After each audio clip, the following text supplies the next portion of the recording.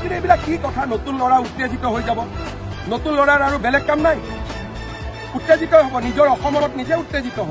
অসমখন তেওঁলোকৰ জন্মভূমি নহয়, নতুন ল'ৰাৰ অসমখন মাতৃভূমি নহয়। নতুন ল'ৰাই মোতকৈ অসমক বেছি ভাল পায়, সেইকাৰণে অসমত আজিলৈকে এটাও গণ্ডগোল হোৱা নাই। ময়ো নামি আছো চাৰ্জশ্বিট দিয়াৰ পিছদিনা, যিদিনাখন চাৰ্জশ্বিট দিম তাৰ পিছদিনা ন্যায়ৰ কাৰণে ময়ো নামিম ৰাস্তাত, কাৰণ ন্যায়টোতো ন্যায়ালয়ে দিব। মইতো মুখ্যমন্ত্ৰীয়ে, মইতো চিফ জাষ্টিচ নহয়। গতিকে যিদিনাখনে আমি SIT ৰিপৰ্ট দি দিম পিছদিনাখনৰ পৰা ৰাস্তাত ময়ো নামিম, কাৰণ ময়োতো জাষ্টিচ ফৰ জুবিনতে আছো। ৰাতি সোণাপুৰত লোকেল মানুহ থাকেতো, তেওঁলোকে ইমান মৰমেৰে জেগাখন এৰি দিছে।